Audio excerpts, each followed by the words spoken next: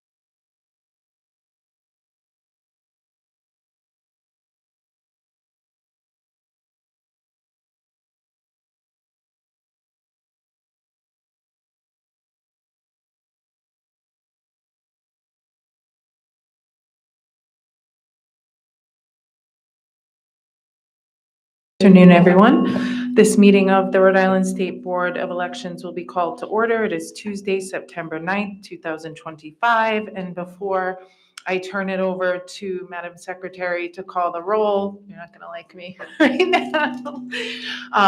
Today is our dear Madam Secretary's last day with the Board of Elections. And we wanted to be sure to, yes, we can do a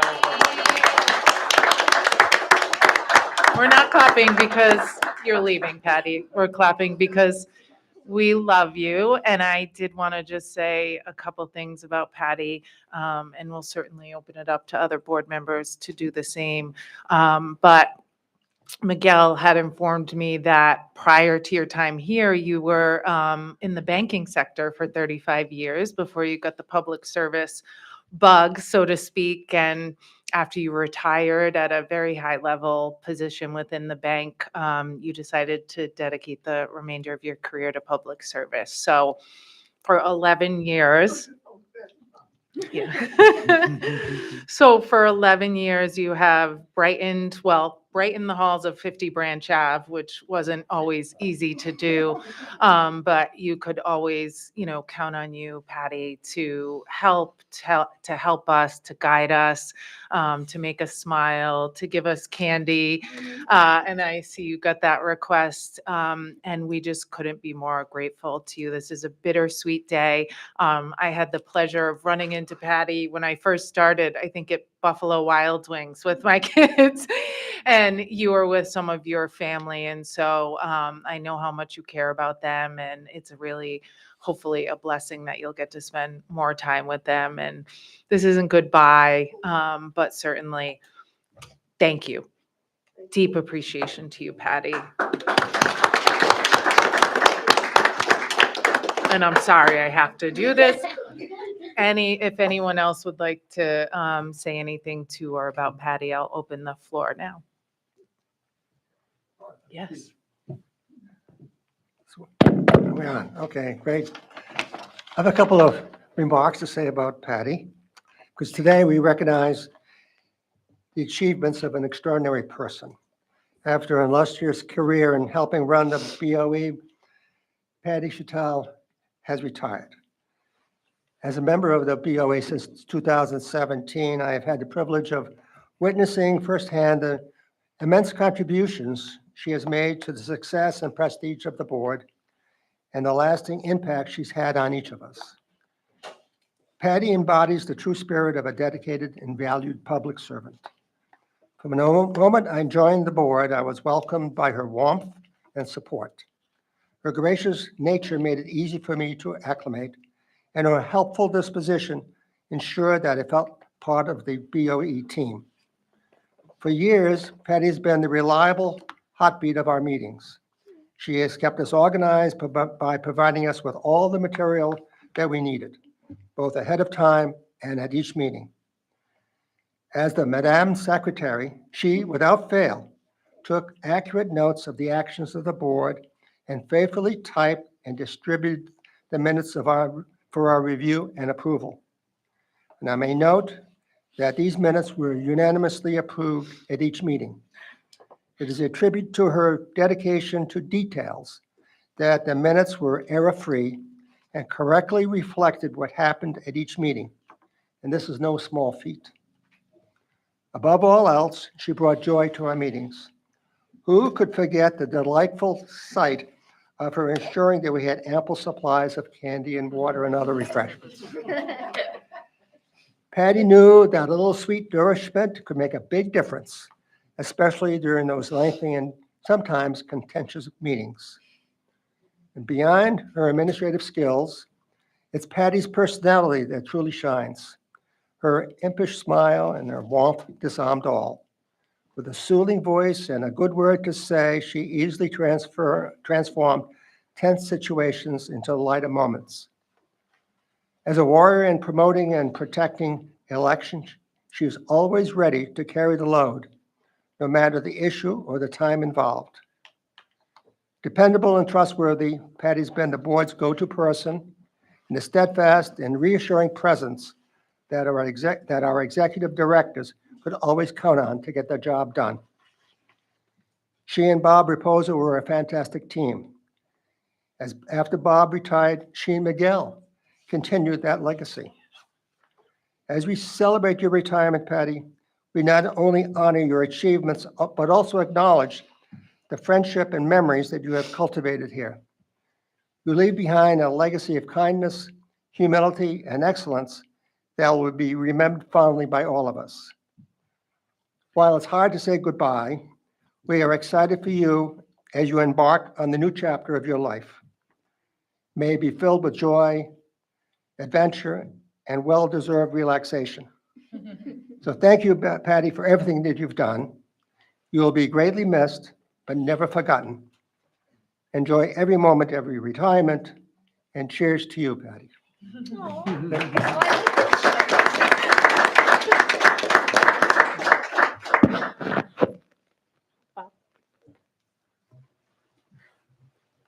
Patty, I fully agree with everything Commissioner Scholl said, and especially you will never be forgotten. Anyways, congratulations on your pending retirement. I wish you a long retirement filled with fun and laughter. I remember the day you began working at the BOE as a seasonal employee. It was in 2014, as we were preparing for a statewide primary and general election. Bob Cando told me we had a new seasonal starting, and he was very excited. He told me that he had very high praise for you and held you in the highest regard, and told me I would be happy to have you working along in the elections division as a seasonal employee. He was 100% correct. It has been 11 wonderful years at the BOE, working along with you, where you always had my back and I always had yours. We encountered good times as well as the bad times, but we always got through, and we also did a lot of good things in those 11 years. Not to mention the 20 pounds that I gained based on your generosity.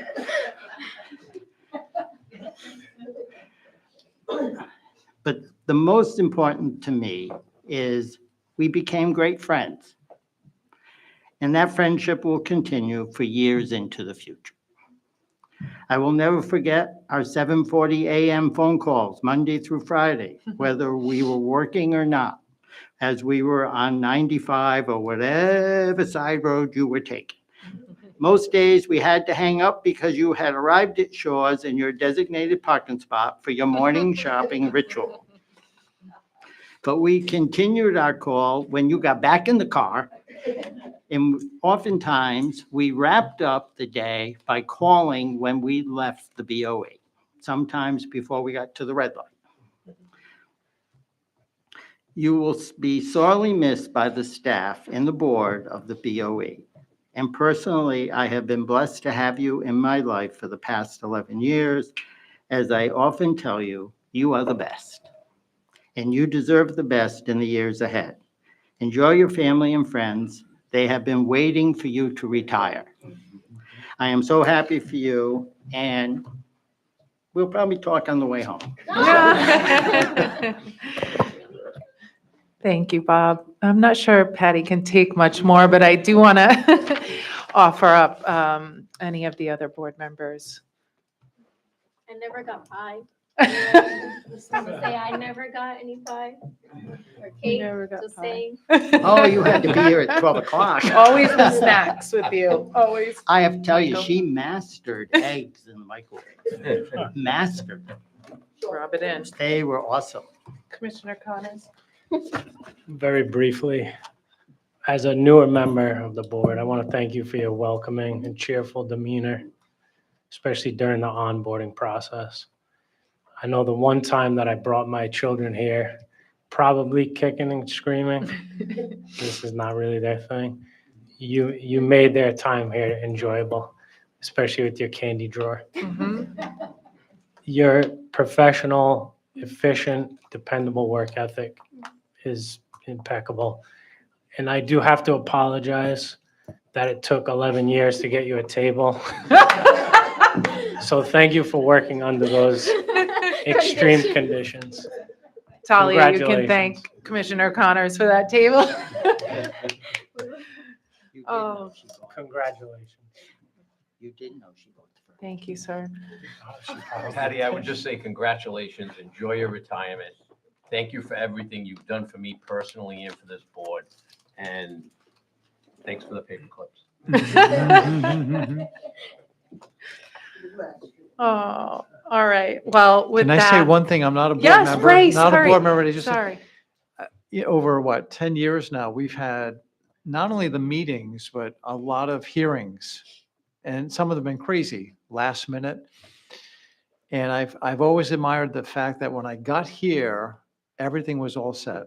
Sort of like if you're cooking a great meal, it's the person who sets the table that you always really appreciate. And it was always that way. This table was always set perfectly. The exhibits were done, papers were ready. I'll always remember that, and I'll remember many other things about you. Thank you, Patty. Yay, Patty. I have some very brief comments. I'll be very brief because Patty knows very well how I feel and how much she means to me. But I will say in my year and a half in this position, and even my 7 years prior as the deputy director, transitioning over to this role could not have been possible without Patty and the guidance that she provided to me. And I think I owe her a debt of gratitude. The state of Rhode Island, the voters of Rhode Island owe her a debt of gratitude because this, she has been a tremendous asset to both personally and to the Board of Elections. And she always has a positive attitude. And I will say that she has transferred the 20 pounds from Barbara Poser to me. And I agree wholeheartedly with what everyone has mentioned before me. My kids call her Auntie Patty. She's the first stop after Pam to get their candy.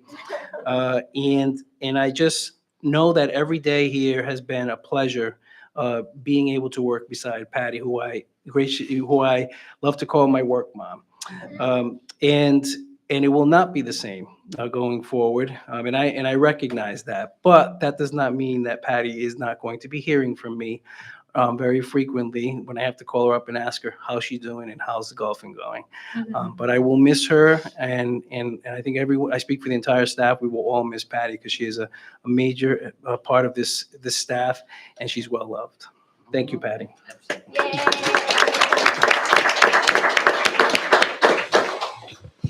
Do you want to, Patty, do you want to say anything? I knew I was gonna cry, but I didn't cry at the beginning of the meeting. It's been a wonderful time here. We're a family, sharing each other's joy and our sorrows. And I couldn't have asked for a better place to spend these last 10 years. Thank you all.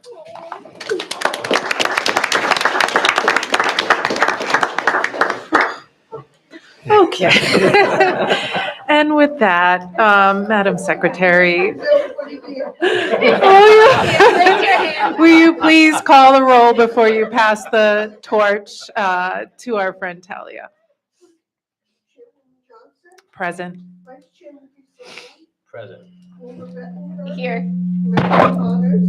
Present. Member Jeff Bowen? Present. Member Reposa? Present. Member Shaw? Present. Executive Director Miguel Nunez? Present.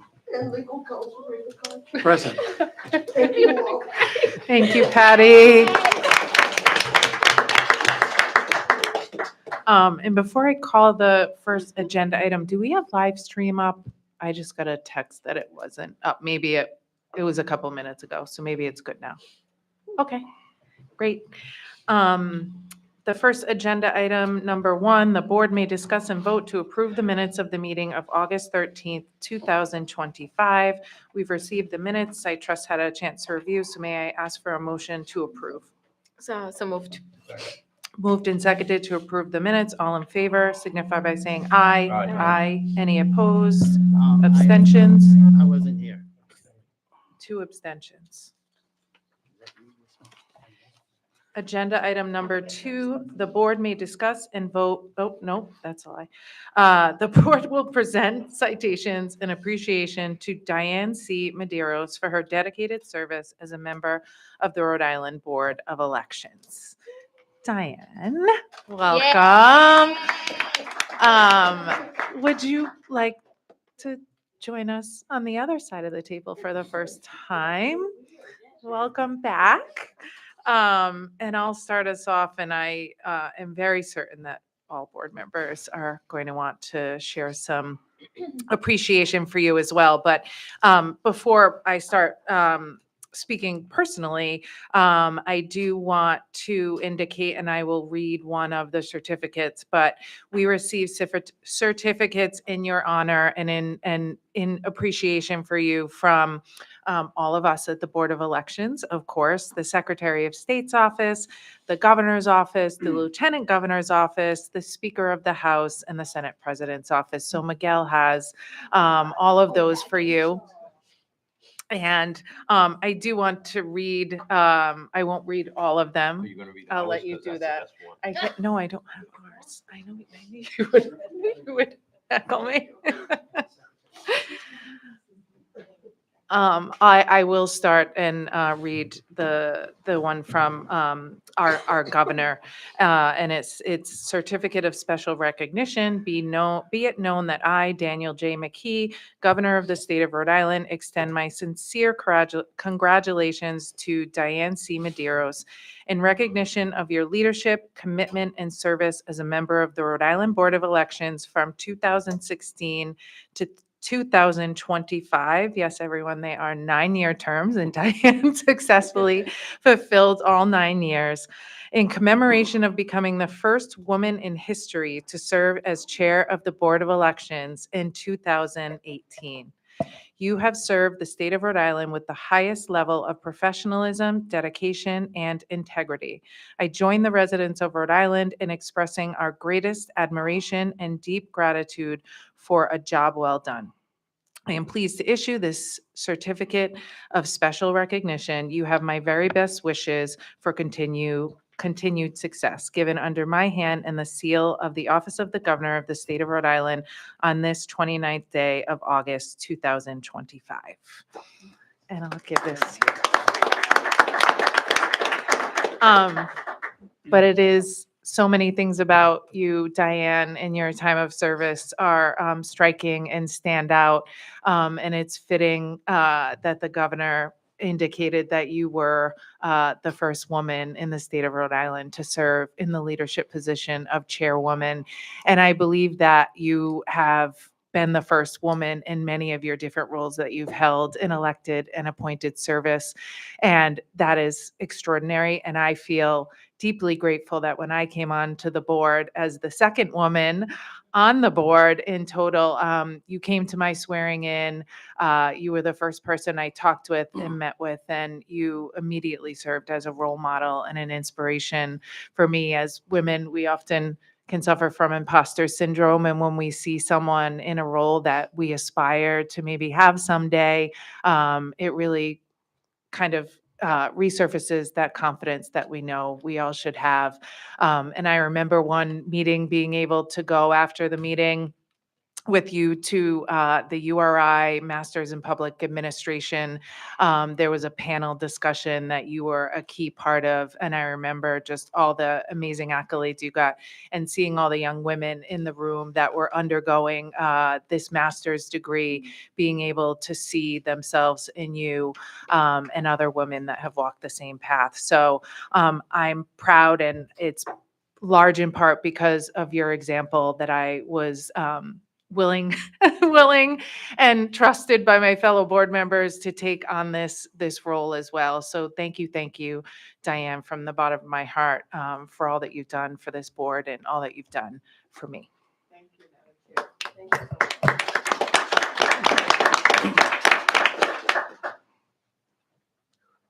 Ray, I'm going to start from the end and go down. It's not to show, so on I my don't leave side? anyone out. I'm Okay. going to let you start. I appreciate that. Thank you. I want to just bring us back to probably the hardest time for this board, which was during the pandemic. I've been working now with the board for over 20 years, and I would say that that was the hardest time that we had as a board. The most challenging, many ways, most rewarding. We've transformed the election process through that. We've gone from challenges in federal court to the First Circuit to the U.S. Supreme Court. And through it all, Diane was the chair. And she and I, Bob, the vice chair, and others sometimes would meet, sometimes on a Saturday night talking, but every single week, sometimes weekends, daily during part of it. And Diane, you just had a very level head through all of that process. There are competing forces, all with legitimate voices. And you had the ability to listen to those voices, honor them, and make sure everybody was heard, but to bring us to a resolution on many, many things. Sometimes with the board never even having to take a vote, but just you addressing things with competing interests outside of the board. So I've always been impressed with what you did as the chair. And as a lawyer, I can tell you that when I mentioned you as being the chair, other lawyers know you from your time with the town. And everybody has the same impression of you. And it's just a great testament for all that you've done in government service. So thank you. Thank you, Ray.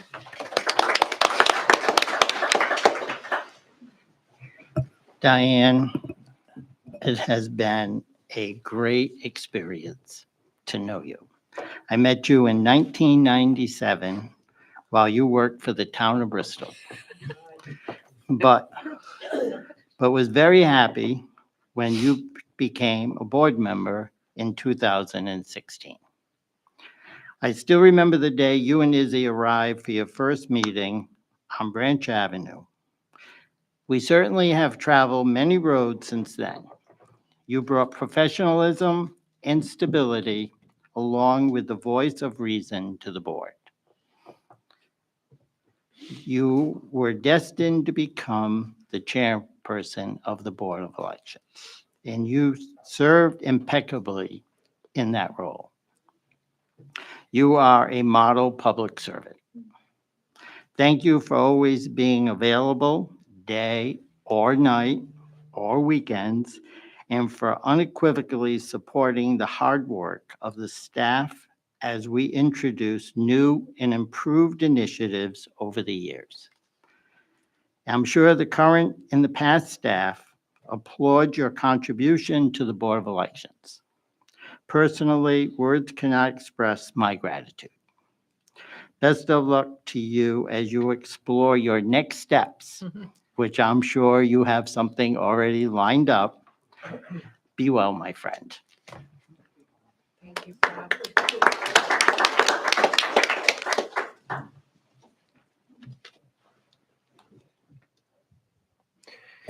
Diane, I just want to thank you for your kindness in welcoming me to the board as a new member. And it was an honor to watch you navigate some of those contentious meetings. And you handled it while maintaining decorum, respectfulness. I was very impressed with some of those meetings that you ran. Again, Rhode Island has had seamless elections over the last however many years, much in part thanks to your leadership. So congratulations and Well said. I similarly, I still feels like I'm new but it also feels like I've been here for 9 years. So thank you so much for your leadership and I didn't know until today that you were the first woman to be chair of this board. And just sitting here is a more difficult job than I was promised. And so I can also imagine what being a chair for, especially during a global pandemic, must have been like. So thank you for your service. Thank you for the service that you have had and the one that we hope you continue in other ways. Thank you for your exemplary leadership. Thank you so much. Diane, on a personal note, I'd like to thank you for 3 things. I'd like to thank you for, as chair, when I was sitting on a local board, how conscious you were of assisting local boards and being sure to ease the burden as much as you could on local boards. Obviously, that's because you had the experience on a local board. So I appreciated that to no end. I also appreciated the fact that you handled the meetings with decorum and with respect for everyone, even when I was sitting on that side of the table for a candidate and probably not at my best behavior. So I really appreciate that. And lastly, again, on a personal note, you were the chair when I came here during the pandemic, and you could not have made that transition any easier for me. So thank you very much.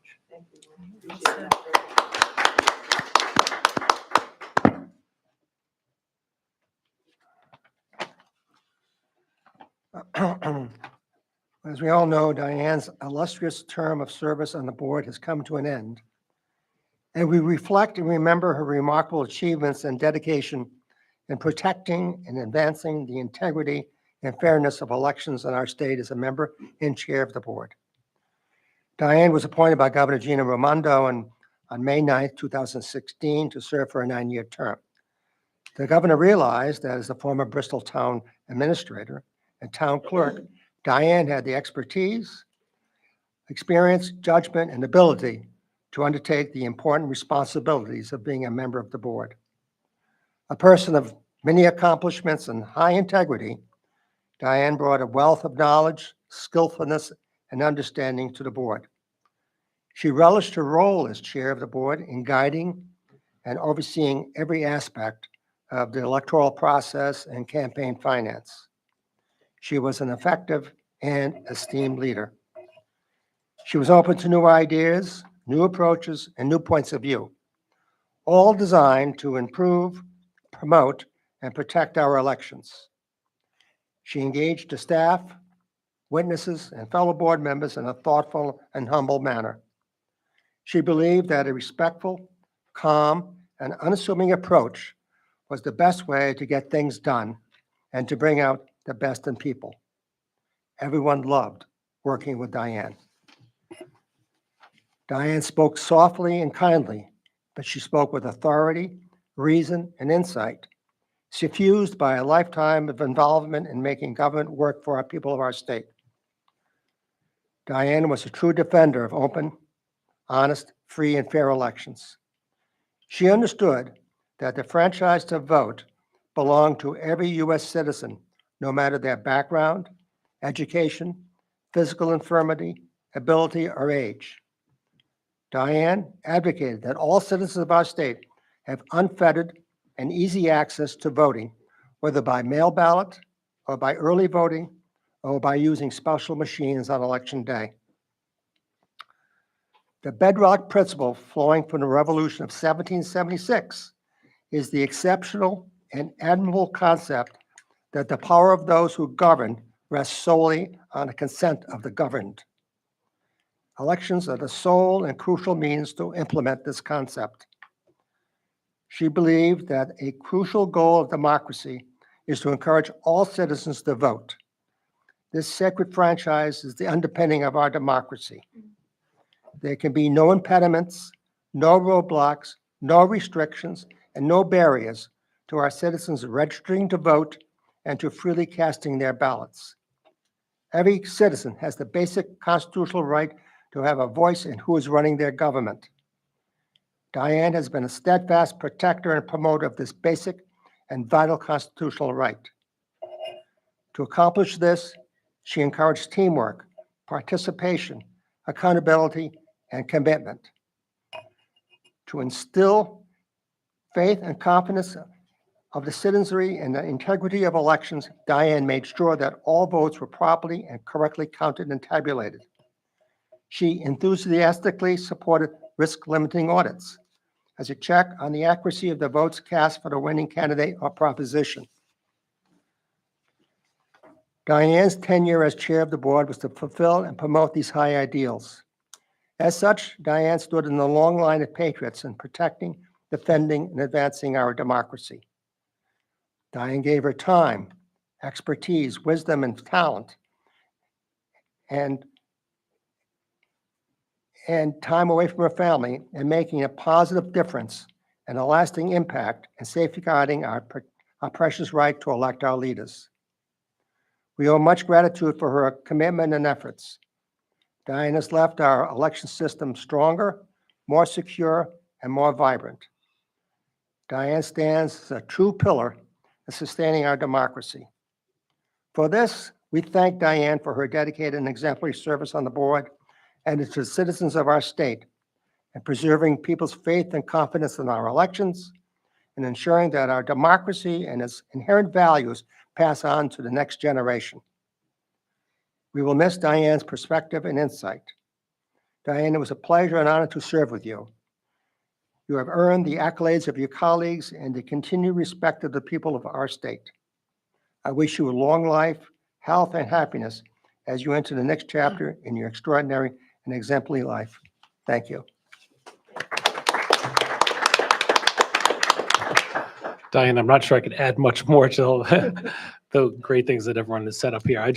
When Commissioner Connors and I joined, we immediately had some interesting issues to deal with. And I think what impressed me most about your leadership is how you calmly, I wasn't sure what to expect as a new member, but how you calmly listened to what everyone had to say and were willing to give people the room to share their opinions. So I do appreciate that. So thank you for your time and efforts. And I don't know what you're going to be doing with your free time now, but just a suggestion, I hope that I see you and Patty as poll workers, because we could always use extra poll workers. So I'm looking forward to that. Poll working, golf, same thing. Congratulations. Thank you. Miguel. Well, the great thing about going last is I just have to fill in the gaps, what everyone said. But I have two major things to say about Diane. I didn't have the pleasure to serve as the executive director under Diane, but I did have the pleasure to serve as the deputy director under her and Bob Raposa. And I will say that one of the things that I admired most about Diane is that, first of all, she was the chair under some of the most challenging circumstances I think any chair in the history of the Board of Elections since the 1940s has had to face. Beginning with, as Ray mentioned, we had cybersecurity threats in the 2018 election. We had COVID. And we had election misinformation, all of that just over the last few election cycles and more. And I think that Diane has always demonstrated great and steady leadership. And I know as a member of the staff, as the deputy director, and even as just a regular employee before I became deputy, I always admired that about her, that her leadership did give us great confidence. And we had assurance that we would succeed because of that. And under her tenure, early voting exploded, became a thing in Rhode Island. The expansion of mail ballots exploded, became a big thing in Rhode Island. We launched risk limiting audits. We launched nomination paper reform.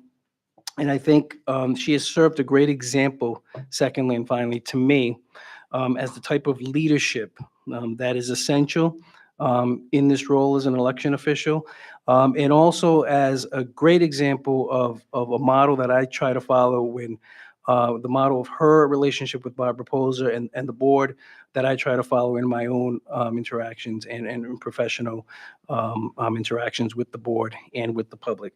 So for that, I will always be appreciative, Diane, for all of your guidance and the great example that you served for me, and I admire you for all your public service. Thank you.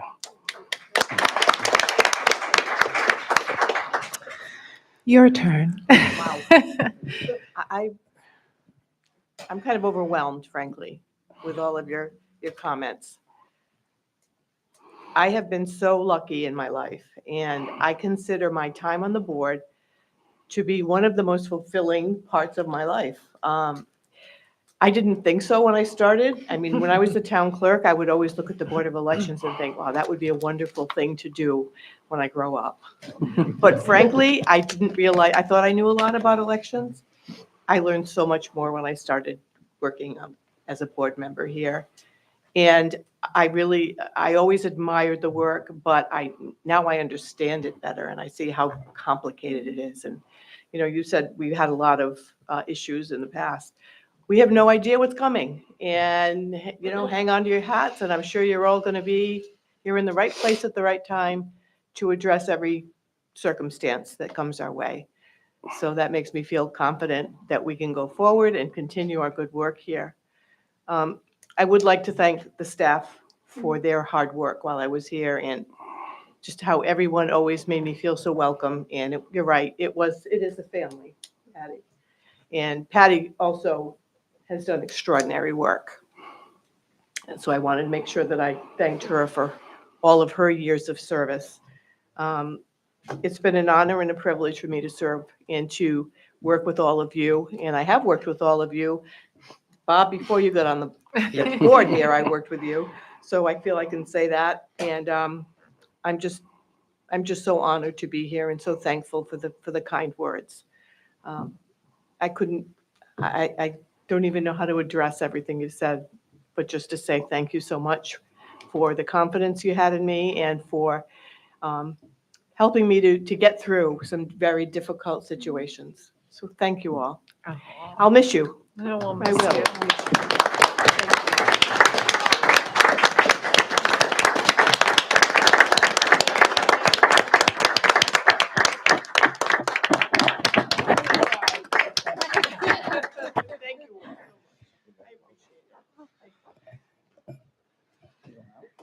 Thank you, Diane. Thank you, everyone. And Diane, Okay. you can come back anytime. Yeah. We'll have a seat for you right up in front. I mean, like I said, pole working and golf are practically the same level of relaxation. So thank you. Okay. We will move on to regular business. Agenda item number 3, the board may discuss and vote to approve the calendar for the West Warwick special referendum to be held on October 8th, 2025. Miguel?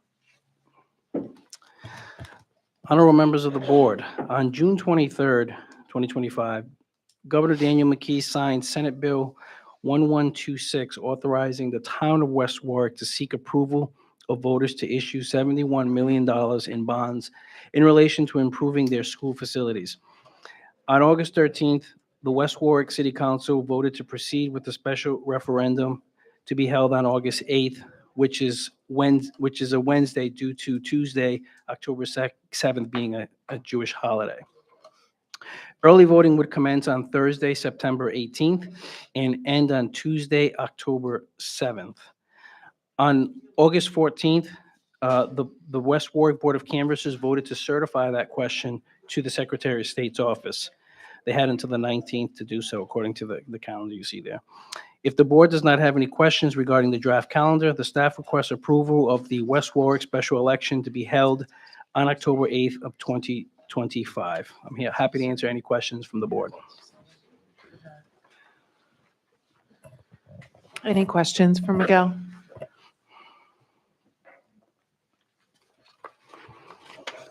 Just, if I may. Yeah, go ahead, please. Just on the early voting,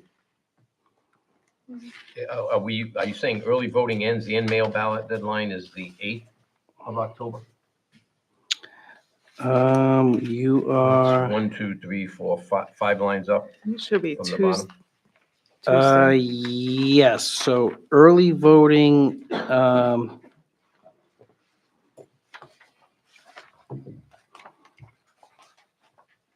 because early voting is a holiday and and the election is moved because of the holiday, then, it does push early voting to election day, which we've done several I times. guess my only question is going to be, so the early voting, is it going to end when the polls close or? It will end at 4 o'clock on election day. Okay. So we've had to do that occasionally when there's been a holiday on the Monday before Tuesday. So in this case, there's a religious holiday on the Tuesday, forcing the election to be on the Wednesday. But then we can't run early voting on the Jewish holiday, and the early voting on the Jewish holiday. So that would push it to the 8th. So this is not a circumstance we come across very often, but it does happen where we have to do early voting until 4 p.m. on election day. And then the last question I have is with regard to these dates that predate our meeting. Yes. Can you just kind of explain how those dates, some of those dates, again, have already passed? So for the referendums, it's a very tight window for approval. So this question was approved after the agenda was posted for the last board meeting, which was the 16th, I believe, of August.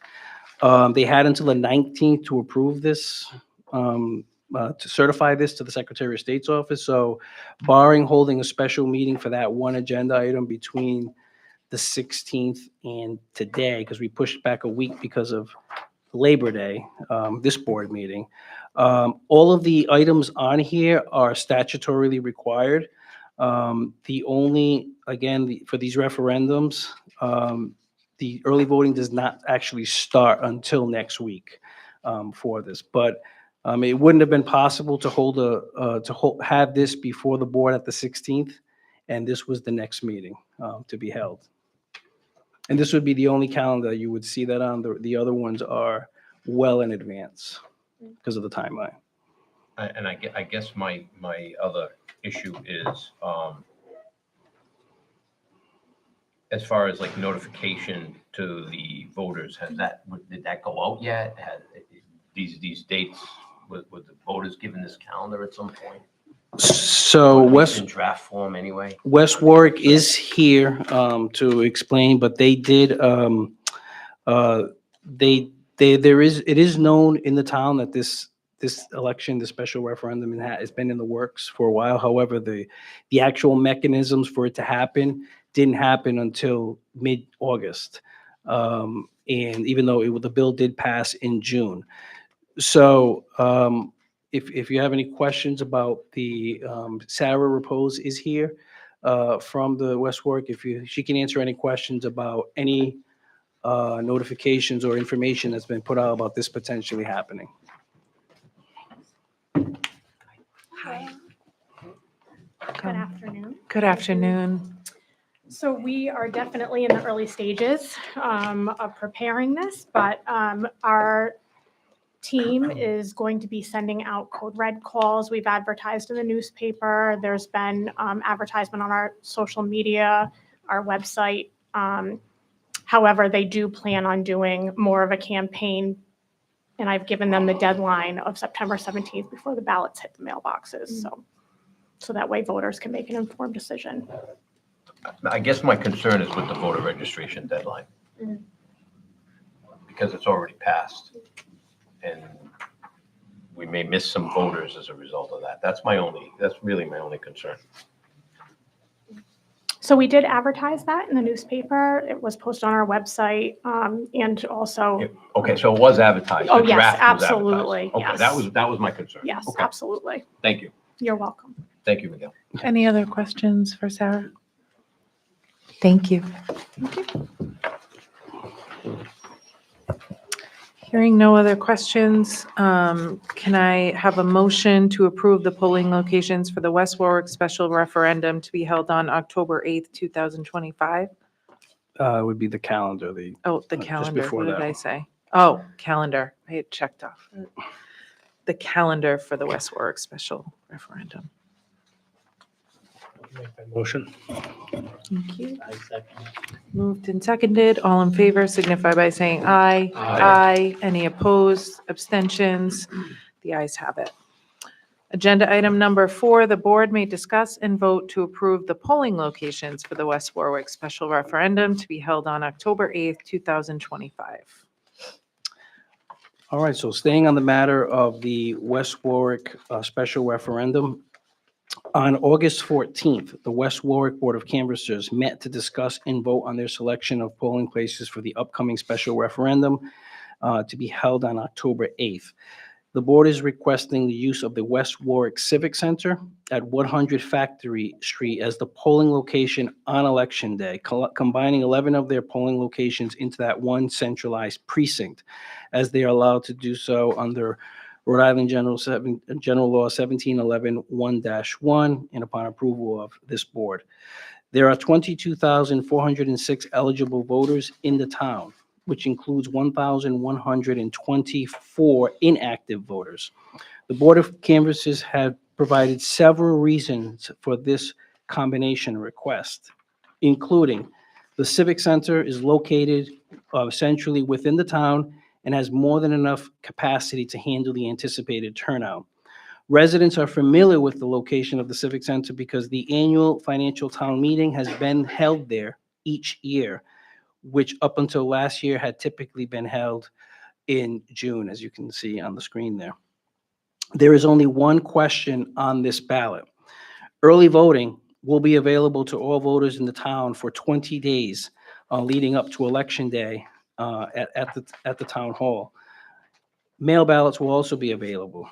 It'll be easier communications to voters, as voters will know that they will all vote in the same location on Election Day, which would be the Civic Center. Turnout in special referendums typically tends to be very low, as this board knows. Schools will also be open and unavailable to be used as polling locations.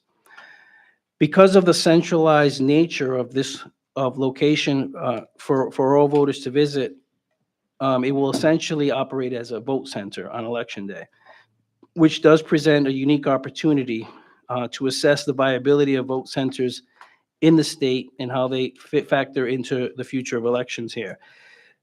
The staff has taken steps to ensure smooth operation on October 8th, including our staff visited the Civic Center last week and determined that the interior of the facility can easily accommodate the number of voters anticipated. There is ample space inside for the voting equipment, as well as excellent parking outside. The staff is also working with the URI, Engineering for Democracy Institute, to develop a schematic specifically for this location to accommodate the flow of voters and the additional voting equipment that will need to be delivered to this location. They are also planning on having observers present to gather data on the efficiency of the polling place on October 8th, which will improve their statistical models for us for the future. As far as equipment, we do plan on sending a substantial amount of equipment there.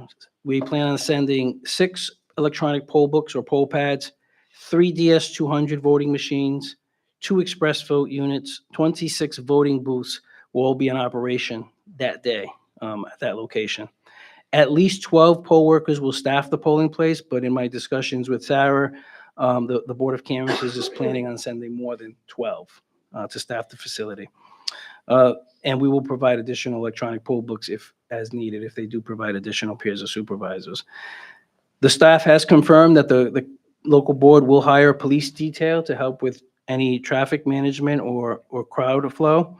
A Board of Elections staff member will be available throughout Election Day with spare equipment, including DS200s and express votes to handle any technical issues that might arise.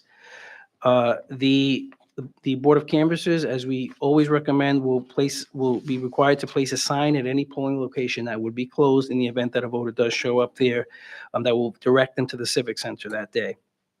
Additionally, state law does require that the Board of Canvassers advertise the location of the Civic Center between 21 days and 7 days before the election. Now, as you know, in my previous presentations here, turnout for these types of elections is typically low, usually hovering around 10%. I actually went back many, many years, and there are no recent special referendums in West Warwick that I could refer to. However, their annual financial town meeting has typically seen a turnout of 2 to 4% each year, with the highest being 4% of voters back in 2020. Total turnout for this referendum is anticipated to be as high as 15%, which would result in approximately 3,361 voters casting a ballot during the election, with 2,016 of those voting at the Civic Center on Election Day, 840 voters voting during the early voting period at the Town Hall, and 504 voters casting a mail ballot is anticipated. So based on these additional steps being taken by the Board of Canvassers and the staff, as well as the turnout historically being low in these special referendums, the staff does agree with the polling place selection for the West Warwick special referendum election as the Civic Center, and we ask that you approve it. I'm happy to answer any questions. Great, thank you. Any questions? Madam Chair, I'll make a motion to approve the single polling places as described by the director. Second. Sarah, moved and seconded to approve the polling place. All in favor signify by saying aye. Aye. Any opposed, abstentions? The ayes have it.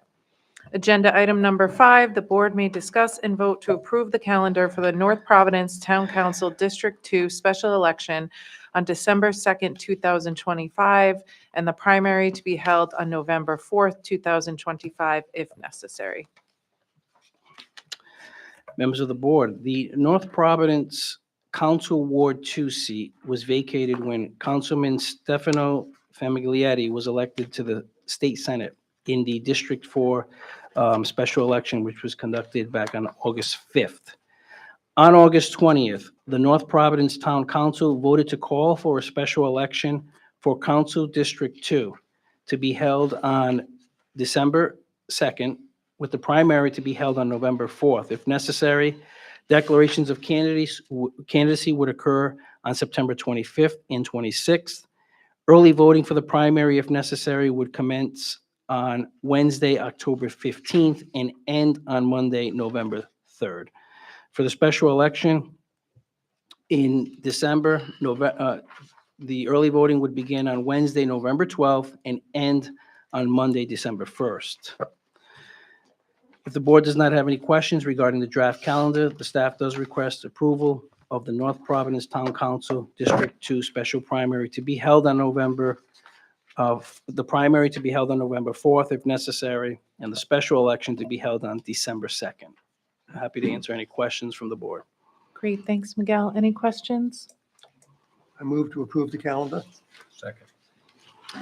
Moved and seconded to approve the calendar. All in favor signify by saying aye. Aye. Any opposed, abstentions? The ayes have it. Agenda item number 6, the board may discuss and vote to approve the polling locations for the North Providence Town Council District 2 special election on December 2nd, 2025, and the primary to be held on November 4th, 2025, if necessary. Miguel? On August 28th, the North Providence Board of Canvassers met to discuss and vote on their selection of polling places for the upcoming special election in Town Council District 2. The board voted unanimously to open 2 of the 4 precincts located within District 2. Those locations are the North Providence Youth Center, located at 2 Governor Nadi Parkway, which will serve as the voting locations for both Precinct 2409 and 2411. Also, Precinct 2413, the Presentation Church at 1081 Mineral Spring Avenue, which will serve as the voting location for Precincts 2412 and 2413. Early voting will be conducted at the North Providence Town Hall. The Board of Canvassers has cited several reasons for their combination requests, including the anticipated low turnout and the facts that schools will be open and in session those particular days. In this case, voters who typically vote at 2411 Birchwood School will vote at the North Providence Youth Center those days. And voters who typically vote at the 2412 Wheeling School will vote at the 2413 Presentation Church. For historical reference, in the past, a council special election was held in North Providence back in 2010, in which 13% of voters turned out. The vast majority of those ballots were cast actually on election day, as early voting did not exist at the time. The largest precinct in this special election would be Presentation Church, precinct 2413. That would have 5,130 voters assigned to it as part of this combination. Considering that about 40% of voters will vote either by mail or early, we only expect about 307 voters to visit that location to vote on either primary or election day, assuming a 10% turnout, which is reasonable. This is well within the capacity of that location. And as I mentioned previously, in the previous agenda item, we will require that the local board place signage at any location that is closed, directing voters to their new location that day, as well as the requirement that they do advertise between 7 and 21 days in a local newspaper of the polling place combinations. So based on turnout being typically low for these types of special elections and the selected polls clearly being still centrally located and inconvenient for voters, the staff agrees with these polling selections for the Town Council District 2 primary and election, and we do ask that you approve them. I'm happy to answer any questions. Great, thanks, Miguel. Any questions? Motion to approve the polling places for the North Providence election as Second. referenced by the executive director. Moved and seconded to approve the polling locations for North Providence. All in favor signify by saying aye. Aye. Any opposed? Abstentions? The ayes have it. Agenda item number 7, the board may discuss and vote to approve the calendar for the Charlestown Town Council special election on December 2nd, 2025, and the primary to be held on November 4th, 2025, if necessary. Honorable members of the board, on August 8th, sadly, Council Vice President Richard Rippey Serra passed away. And according to the town charter, the council has 30 days to call for a special election.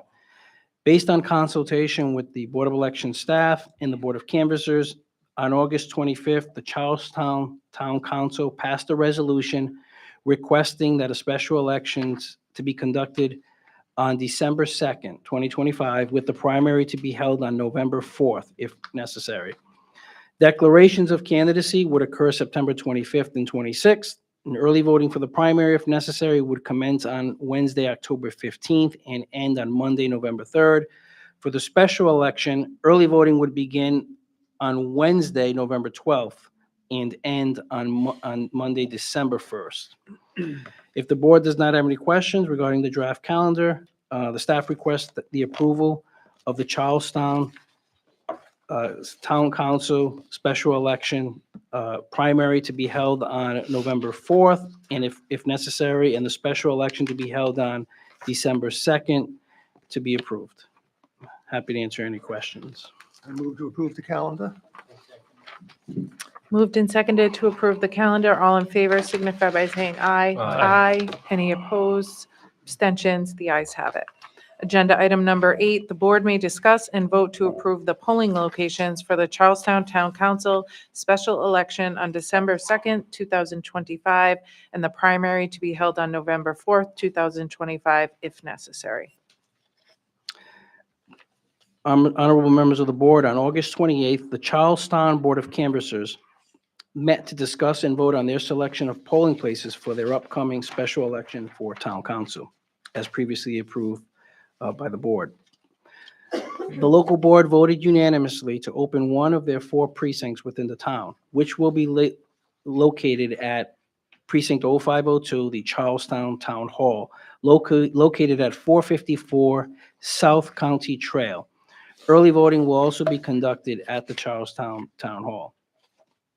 The Board of Canvassers cited as reasons for their combination request as the anticipated low turnout and the centralized location of the town hall within Charlestown. Town Hall would have 7,134 voters assigned to it as part of this combination. And if you consider about 40% of voters will either vote by mail or vote early, we only expect about 856 voters to visit the location on either primary or election day, assuming a 20% turnout overall. 356 of these voters would be expected to vote during the early voting period, and 214 are anticipated to vote by mail. This is well within the capacity of the Charlestown Town Hall. The town also has a history of using the town hall as the early voting location and as their only voting location. They've used it for 3 FTMs since 2022. 3 Charahoe FTMs, which are not listed here, but that's part of the Charahoe School District. And they did conduct 1 special election in 2022 using just the town hall as the only polling place in the town. Now, as is typical, and as you can see on the screen there, the turnout for these various elections has ranged from 2% up to 17%. We would anticipate approximately 20% turnout for this upcoming special election. And as I mentioned previously, for the other polling place requests, we would require them to place a sign at any locations that are closed to help direct voters to their current location that day. And they must advertise these combinations under state law between 7 and 21 days before Election Day. With all this being said, the staff does agree with these polling place selections made by the Charlestown Board of Canvassers for the Charlestown Town Council special election, and we do ask that you approve them. If you have any questions, I would be happy to answer them. Thanks, Miguel. Any questions? Make a motion to accept the request. Thank you. Moved and seconded to approve the polling locations for Charlestown. All in favor signify by saying aye. Aye. Aye. Any opposed, abstentions? The ayes have it. Agenda item number 9, the board may discuss and vote to approve the calendar for the Providence City Council Ward 2 special election on December 2nd, 2025, and the primary to be held on November 4th, 2025, if necessary. We have a lot of special elections.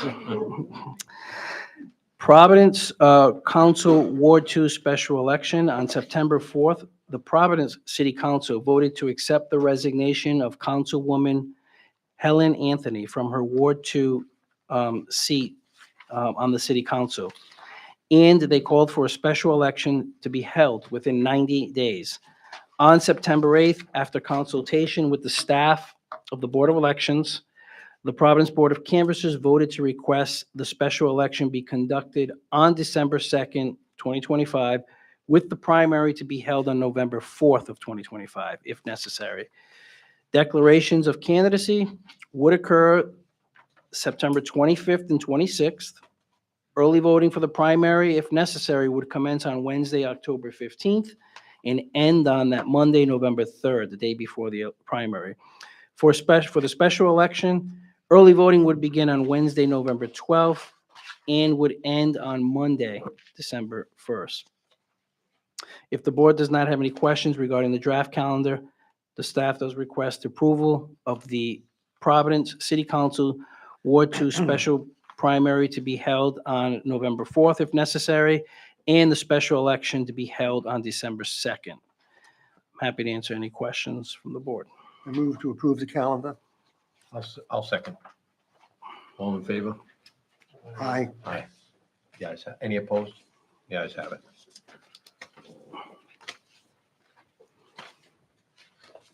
Next.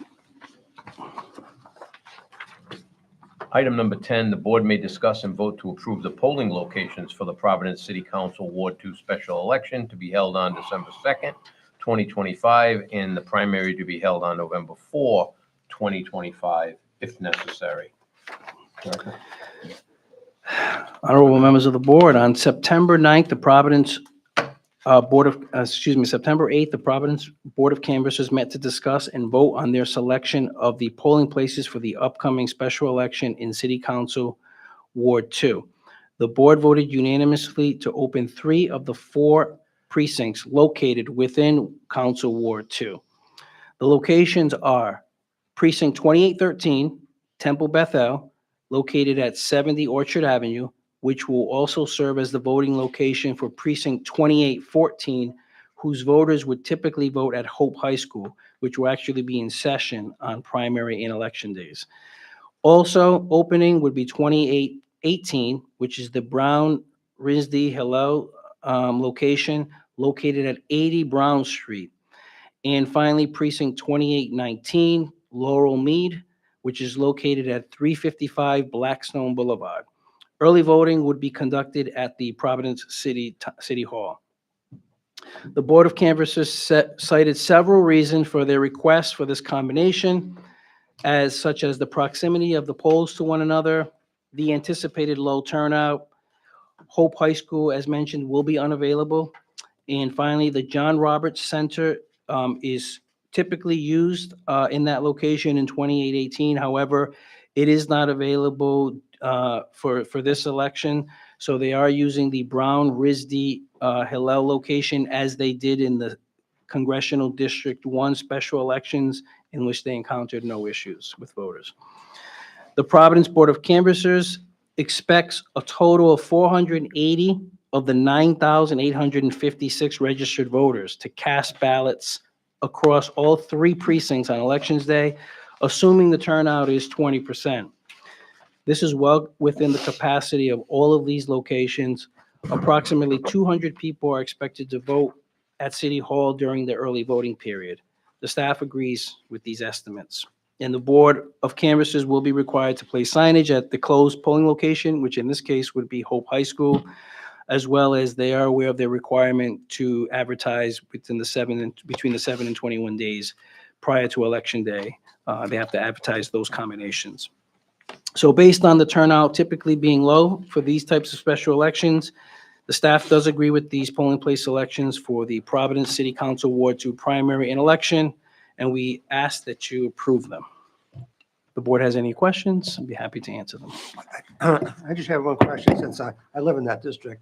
You indicated that Hope High School is no longer a polling place. So where are those people going? No, Hope High School will actually be closed. Yeah, I know. And so they are going to go to the Temple Bethel. Okay.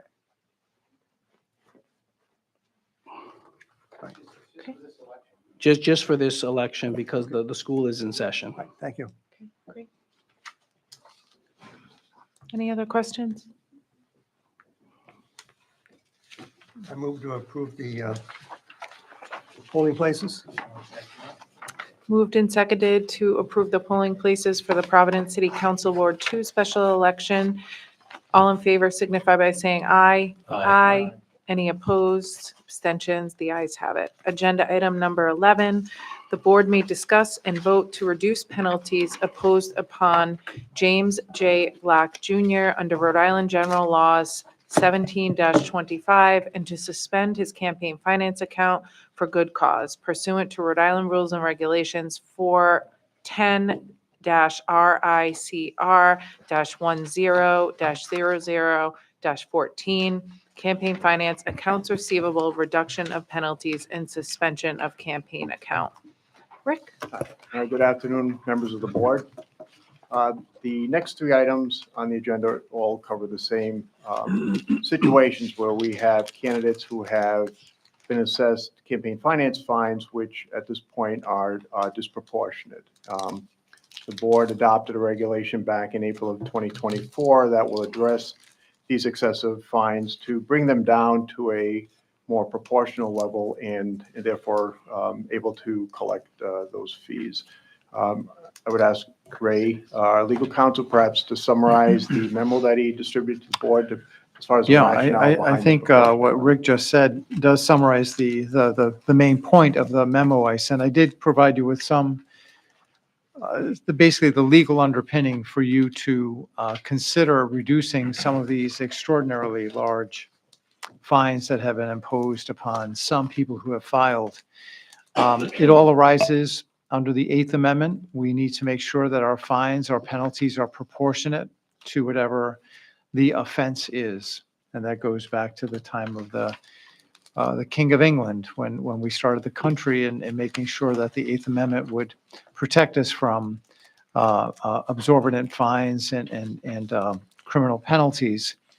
And the Rhode Island Constitution is the exact same language. In fact, our Constitution makes reference to the proportional requirements for your fines. So our statutes under 172511 speak to an accrual of a daily fine for those who do not satisfy the reporting requirements. And after Rick and his office provide ample notice of the continuing violations, and then 7 days hence, the violations accrue on $2 a day. Some of these people have offenses going back to 2002. And as a result, you're looking at literally hundreds of thousands of dollars, far beyond the proportionate value of the offense of not filing an account. There may be times when someone should be fined $2 a day for a very long time when they've had a lot of campaign finance activity, ongoing activity, raising funds, spending funds, but these have been dormant. These are largely dormant cases. So the regulation that we worked on, that Rick created with respect to the formula that's in there, was designed to once and for all deal with the 10, 15, 20 or so filers who have just accrued extraordinary fines. And it does call for a formula that Rick has created, that he's going to be recommending be adopted or applied to these filers. But it also calls for the suspension of the accounts themselves. That will avoid any further accrual of the fines. We thought about possibly allowing the accounts to be actually closed permanently, but we don't have a statute directly on point, and we thought this was a better way to approach it by just suspending it, so that if you do satisfy whatever the final amount is that you vote on today, if that filer wants to engage in activity, they could actually even do so right from the account that has been suspended. It could be reopened. So, well, that's what's before you for these particular filers, and I know that Rick is going to have others coming after this as well. That's right. Okay. Thank you, Ray. The first case is that of James Black Jr. James ran for North Providence Town Council in 2010. He lost the primary. It was a special election. He filed, during that election period, he did file 2 of his campaign finance reports late. He was fined a total of $50 for those, and he paid those. After the election, he did not dissolve his campaign account. He had money left in his campaign account. So the reports that became due and owing thereafter, again, became numerous. And again, the excessive amount of fines were accrued. The amount that he raised during his 2010 election was a little over $2,200, and he spent a little over $1,200. At the time he stopped filing with the Board of Elections, he had $1,022.79 in his campaign account, according to the last report he filed. He also had a loans payable. $38 was owed to him that he had loaned his campaign. Based on the regulation that was adopted by the board in April of 2024, the formula that would fit this case is the second option, in which the filer has registered as a candidate for public office with the board, filed a declaration of candidacy, and qualified for placement on the ballot, but failed to file one or more campaign finance reports due within the election cycle in which the candidate declared candidacy, and he remains active with the board. So based on that category, the filer, the board may vote to reduce the amount to a fine to a maximum of $1,000 per delinquent report due through the second election cycle, next following the election cycle in which the candidate last declared his candidacy. The net amount of any campaign fund, in this case the loan, the $38 loan, would be subtracted from any cash he had remaining in the campaign account. That would also then convert to a collectible debt. And then again, the board may also suspend any remaining penalties and accruals of fees and/or suspend the candidate's campaign finance account. So based on, based on the formula, in this case, the 2 election cycles next following the election, that would amount to 17 reports because he did not file his fourth quarter report in 2010, and then the 2 election cycles that follow would be $1,000 per report, 16 reports. So the maximum would be $17,000 plus the amount that he had left in his campaign account. So we are looking at a maximum potential of $17,984.79. In this particular case, again, given the amount of money that Mr. Black raised and spent during his campaign was not significant. I think, again, that is a maximum. I would recommend a lesser amount. And what I would recommend to the board, instead of the $1,000 per report, to reduce that to $500 per report, which would bring the total amount of the fine down to $9,484.79. If the board were to approve that, or any number, again, according to the regulation, the board would set a time period by which the candidate would have to pay that amount.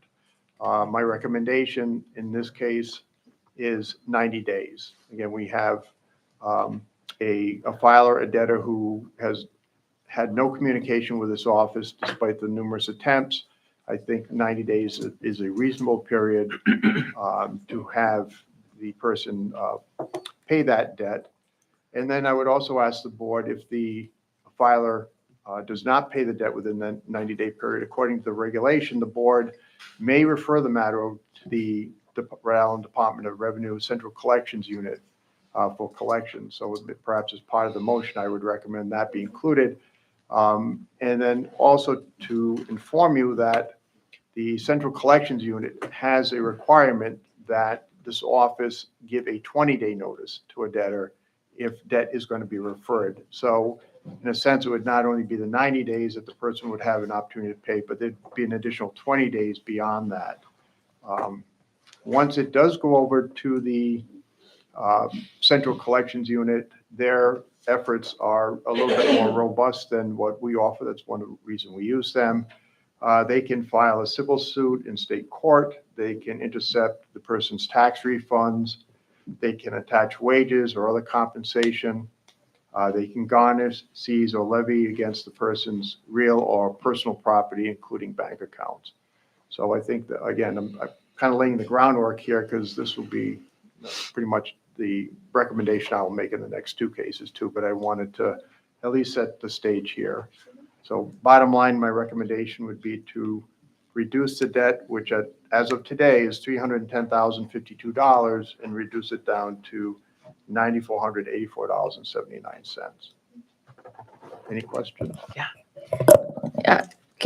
My question is, so if, aside from this recommendation, would your recommendation also be, because I know part of it was to It's- close the person's account? Suspend the account. Suspend That would the be account. part B, Perfect. yes. And so if we do that, I just, out of curiosity, if we suspend a person's account today, let's say they decide to run again for any type of office in 5 to 10 years, can they do that? Yes, there's. Oh, okay, with yes, like sort of a yes. clean There's slate? No prohibition in state Got it. law that would. Thank you. Just wanted to ask come that. into play. Appreciate that. I have a question. Yeah, go ahead. Madam Chair, so did you say the total left in the account was $1,002.29? $1,022.79. 22. And what was the loan again? $38. So if you subtract the $38 from the $1,022.79, that leaves $984.79. So that would get tacked on to the, again, what I'm reckoning, $500 per report.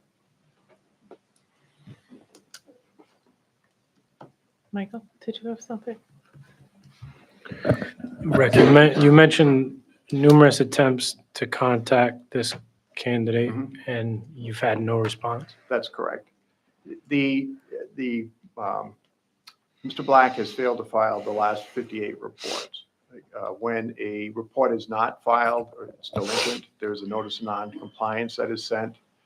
Failure to file a report in response to that initial notice, there is a second notice sent by certified mail to the filer as well. And again, there's been no response. I will say, earlier on a lot of these campaigns, there is a more concerted effort to contact by email, by phone calls, and so forth. As these debtors got into the disproportionate category, more of our attention went, knowing that we were planning on adopting a regulation to address that level of debt.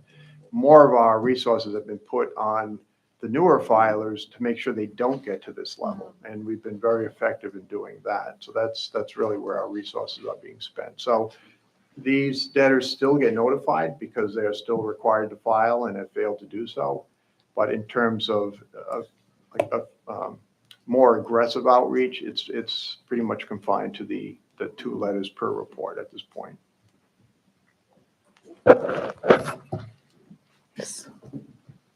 So Rick, I have a question. You mentioned the debt of 310,000 and 84 to 310,000 over the last 15 years.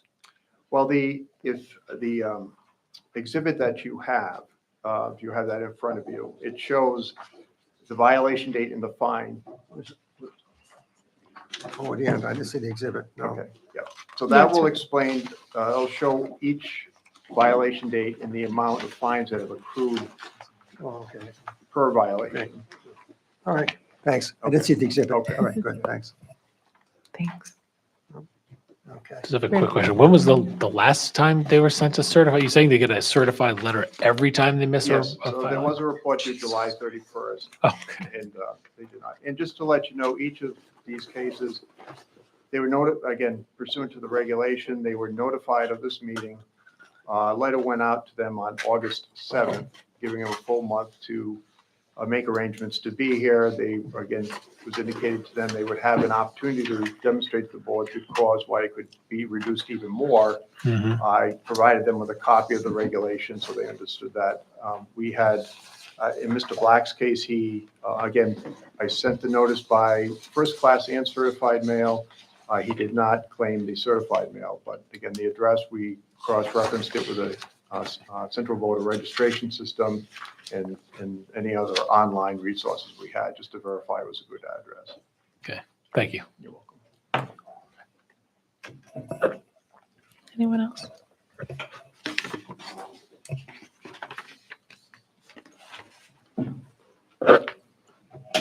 There are no other questions. Does someone wish to make a motion? I moved to accept the recommendations of Mr. Thornton, and I would say it behoove Mr. Black to respond and pay this within the timeframe. I second the motion. Ray, do we have to be, specific in Specific. our motion of Mhm. like restating Rick's recommendations? It would be better if you include some of the information from Rick's recommendation as to each of those points, the 90 days, The collections. Referral, the referral. The suspension. suspension. Yep. What was the amount again? $9,484.79.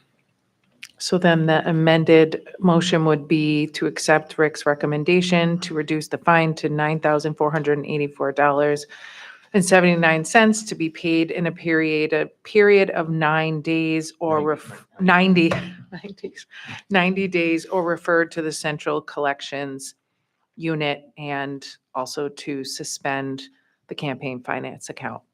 I get that right? Yep. Yes. Do you wish to amend your motion, Commissioner Schultz? So moved. Great. I second it. Discussion? I just have a question. So will it be a total of 110 days because we get 90 days to pay and then another 20 at the 90, we will notice him Right. that we're sending to collections, giving him 20 days. That's Okay. Great, thank you. Yes, sir. And Rick, you said that we did send out a certified mail this July? That, yes, for the second quarter report that was due. Okay, and we're certain that that's the correct address That's as correct. far as what we have? Yes, we cross-reference with, first we look at what they have filed as on their notes of organization. We've also cross-referenced it with the central voter registration system and any other online searches, just to make sure it's. the most Because for accurate. me, I think even the $9,000 is exorbitant, given what we find people in the past. And I realize these are very old. But we're talking about somebody who only raised 2,200, but in any event, as long as we've noticed them, I'm okay with it. Thank you. We have a motion and a second. All in favor signify by saying aye. Aye. Any opposed? Abstentions? The ayes have it. Agenda item number 12, the board may discuss and vote to reduce penalties imposed upon Patrick T. McDonald under Rhode Island General Laws 17-25 and to suspend his campaign finance account for good cause pursuant to Rhode Island Rules and Regulations 410-RICR-10-00-14, campaign finance accounts receivable reduction of penalties and suspension of campaign account. Patrick McDonald, according to the exhibit, I have that he was on the ballot once, state senator, 2002. That was actually the beginning of our current online filing system. Patrick McDonald was on the Narragansett Town Council between 1991 and 1995, and he served in the Senate from 1996 through 2002. So he was an office holder for quite a few years. During the 2002 election, he filed his campaign finance reports on time. However, he did not dissolve his account. He failed to file the fourth quarter report after the election period. During the 2002 election, he raised $4,175 and spent $2,349.94. He left a remaining balance of $1,825.06, had no loans payable. He, again, had been notified. He's actually our top debtor on our list. 90 reports in arrears, owing $733,978. Based on his situation, he also falls into category 2. I'll be happy to repeat that if you'd like, but essentially he declared for office, was on the ballot, filed some but not all of his reports for the election in which he participated. So the fine net, as it calculates, would also be that fourth quarter report for the election year and $1,000 per, maximum of $1,000 per report for the next 2 election cycles. That combined with his ending cash balance places his fine at $18,825.06, which in this case I think is justified, and I would ask the board to accept that as the final amount, as well as the other recommendation for the 90 days to pay, the referral to the CCU if he does not pay, and suspension of his account. Rick, just so the record is clear, you're making a distinction here between Mr. McDonald and Mr. Black as to your recommendation. Can you Yes, I think. state on the record why? Right. Again, just the egregiousness of how many reports are past due now. I mean, 90 is the most extreme. He raised and spent a greater sum of money. He's also an office holder in the past, has knowledge of what the campaign finance filing requirements are. So I think those are factors that should be considered. Thanks, Rick. Any other questions for Rick? Someone wish to make a motion? I'll move to. Oh, Michael has a question. Hold on, sorry. Same question. Mhm. Have you had any contact with this candidate? No contact. No. And again, we verified the address. Let me ask you this. Is there anywhere in the regulation that would give you a cause to eliminate some of these fines? Let's say, for example, and I don't know this person, but let's say, for example, he did reach out to you and there was some medical issue or something like that. Do you have the right to Well, the board would have that right. The board has bestowed administrative authority up to $5,000 in fines to staff, to supervisory staff. Any amount over that would have to come before the board. And that's why, he was, and the others were provided notice of this meeting and given an opportunity to attend and indicate a good cause why the amount should be reduced even further. And then you mentioned he held office until 2002, Yes, and all of these late filings happened after that? that's correct. Okay. Yes. So but you're talking, so after that 2002, the amount in his account was less than $2,000? That is, yes, $1,825.06. Okay. Again, by statute, they're required to provide a final accounting of the monies that are in their campaign account and dissolve their account with the board. Failing to do that, there are still quarterly reports that become due and owing until such time as they do provide that information. Thank you. I just have one question.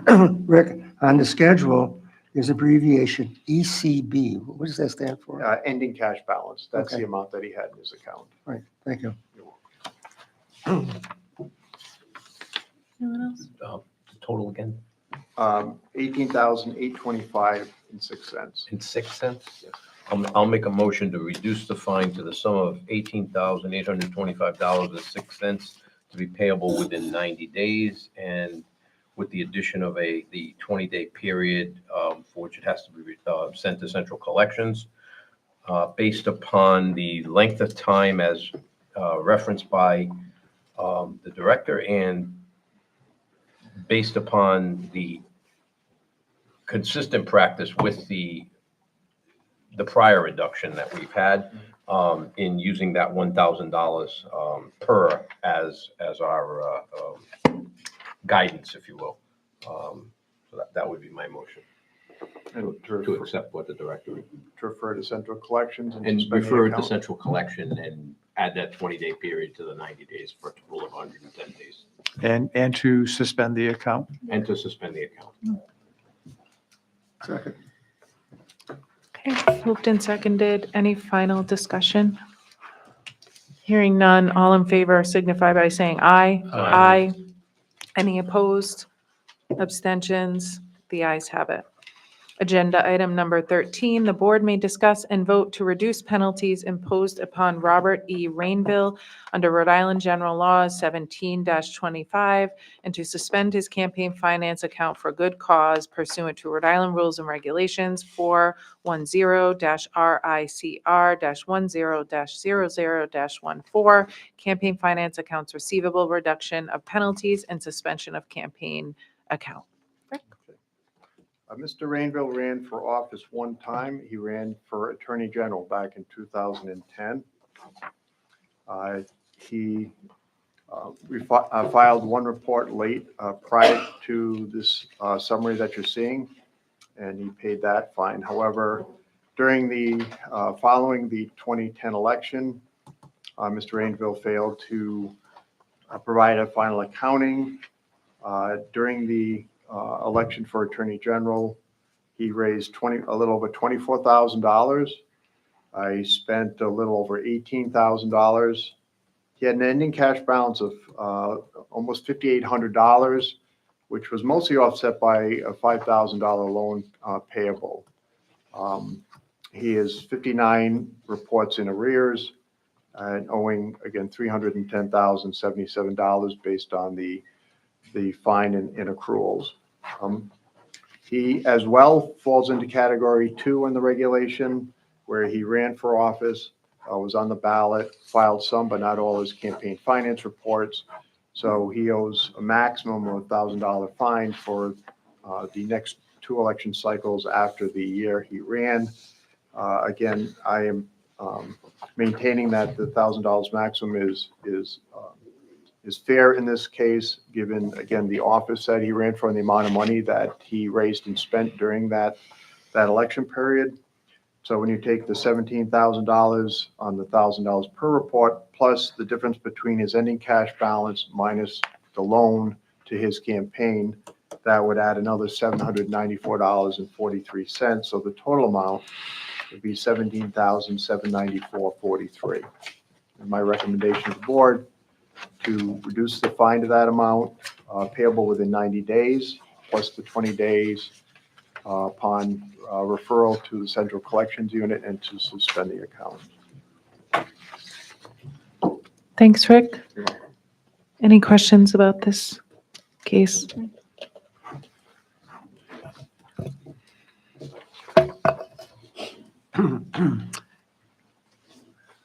Hearing none, does the board wish to make a motion? I move to reduce the fines from $310,027 to $17,794.43 to be paid within 90 days, and given an all 20 days notice before the matter is referred to the Central Collection Unit, thereby giving him 110 days to pay this fine, and that his campaign finance account be suspended. And so move. Moved and seconded. All in favor signify by saying aye. Aye. Any opposed? Abstentions? The ayes have it. And with no further business, may I entertain a motion to adjourn? Moved and seconded to adjourn. All in favor signify by saying aye. Aye. I'm going to assume no one's opposed, but any opposed, any abstentions? No, then the ayes have it. And we adjourn at 5:40 PM.